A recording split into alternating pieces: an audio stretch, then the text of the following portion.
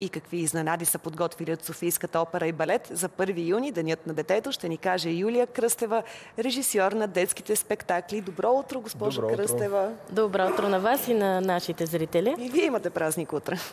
Да. За утре сме подготвили изненада за нашите малки зрители. Очакваме ги първо за детският ни спектакъл Лили и вълшебното бисерче, който се провежда на голямата сцена на националната ни опера. И след спектакъла имаме отворени врати, където децата ще се срещнат с любими техни герои, могат да видят и Мечопух, и червената шапчица, и от вълшебната флейта. Това са нашите най-млади артисти, които ще организираме с тях един тур, ако мога да кажа така, среща непринудена с самите деца, които могат да задават и въпроси, това, което ги интересува, кое ги вълнува, защото много пъти децата се интересуват как се правят спектаклите, колко време ни отнема, декорите, как се строят. Тук децата имат предимство, защото възрастните нямат достъп зад кулисите, децата някакси сте по-благосклонни към тях и съвсем логично позволявате им да видят каква е магията дори зад сцената. И ги качваме на самата сцена. Тоест наистина да усетят магията на сцената и да се почувстват солисти, артисти. Дори ако някой има желание да си каже стихче, да изпее песен, ще бъде негова сцената. Тоест наистина, макар и за кратко, той ще бъде вече, дали е той или тя, ще бъдат съответно нашите гости.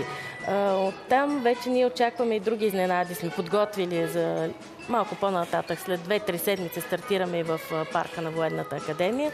Там стартираме цялата детска програма и с една нова премиера така излизаме. Веселите мълчугани. Това е концерт, спектакъл за деца от 3 години нагоре до и техните родители, разбира се. Затова казваме от 3 до 103.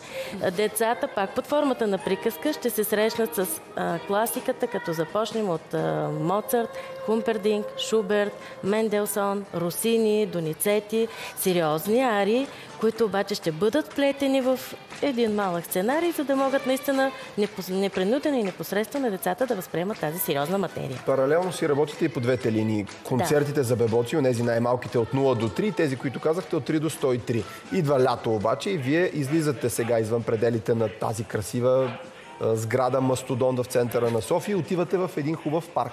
Това е парка на Военната академия, където децата могат хем да се разходят и в същото време да се срещнат и с изкуството. Така че пък чакаме след 2-3 месеца пораснали бебоците, защото които са на месеци, пък ще дойдат провървяли. В септември месец отново стартираме с нашите детски заглави и с новите ни премиери. По повод 1 юни, как реагират децата? Какви са вашите наблюдения? Вече колко години, казахме, организирате и вие и академик Карталов подобни инициативи за малки? Много години. Как децата реагират на това изкуство? Значи, програмата по различен начин ли от възрастните? Да, разбира се. Програмата стартира 2008 година по идея на академик Карталов и вече 12-та година започнахме с първия ни клон от 3 до 14 нагоре и след това се появи клона за бебоци. Мога да кажа, че децата наистина са много естествени в своята реакция, много непринудени и ние ги виждаме как израстват още от бебешката възраст, после преминават в малка сцена и оттам отиват и на голямата сцена. Даже за нас много приятна беше изненадата преди 2 месеца, когато имахме организиран рожден ден с Вагнер. Пожелаха 2 близначета на 8 години, които дойдоха за Рейнско злато за деца. Ние имаме адаптация на тази опера. Какви са тези деца? Нормални. Такива деца биха избрали някакъв друг от популярните изпълнители, си мислех аз до сега. Да, но имаме случаи, когато искат Мечопух, когато искат вълшебната флейта, а това беше съвсем категорично не само Вагнер. Ние сложихме извънреден спектакъл след обед, защото само това искаха. Нищо друго.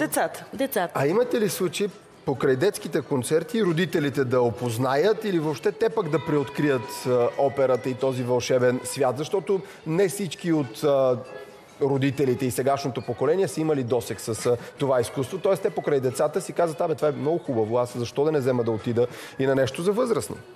Ами наистина е така, както още самото начало, когато стартирахме, родителите казваха, ама то сутринта още рано ме буди, кога ще отидем на опера, и ги заразяваме и самите тях, за да дойдат после вече в голямата зала. А каква е ролята на родителите, когато възпитаваме операта и това старо изкуство в най-малките? само в това да ги доведат на такъв спектакъл или напротив и в къщи да се слуша, да се пуска такава музика, да се възпитава култура към качествената музика?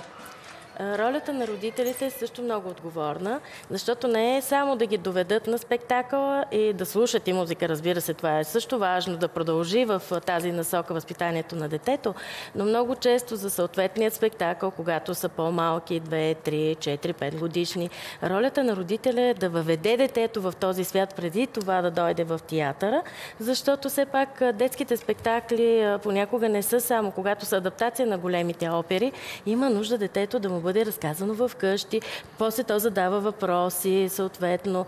И с общи усилия от страна и на театъра, и на родителите, ние по този начин възпитаваме децата. Другото, което е за родителите, също се отваря една друга сфера, където те могат още една тема да общуват с детето, което е много важно. Колко са общо спектаклите, които са специално адаптирани за деца? Дали ще са бебоци или големи? Имате ли някаква представа?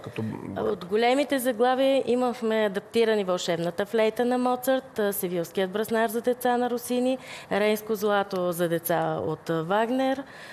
Сега нещо друго не се сещам от големите да сме адаптирали на този етап. Другите са, имаме и такива, които са специално пък написани за националната ни опера. Така беше пък случаят миналата година от професор Георги Костов «История с патоци, Лиса и Мечо».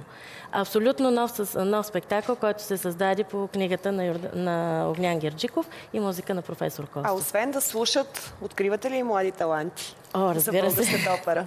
Разбира се, както в Лили вълшебното бисерче имаме участие, главният герой е дете. Така че те са на 8-9 години, в другите ни програми също участват и ние сме отворени винаги за деца, които са музикални, които имат желание на сцената, защото сцената е магия и когато стъпиш на нея, не ти се иска да слезаш. Ние сме отворени и сме добре дошли са при нас, така че ще бъдат наистина артисти. В колко утре децата да задърпат родителите си за ръкавите и да кажат: мамо, тате, хайде на опера? 11 часа започва детския спектакъл Лили и вълшебното бисерче и в 1 часа стартираме Отворените врати, където наистина сцената е тяхна.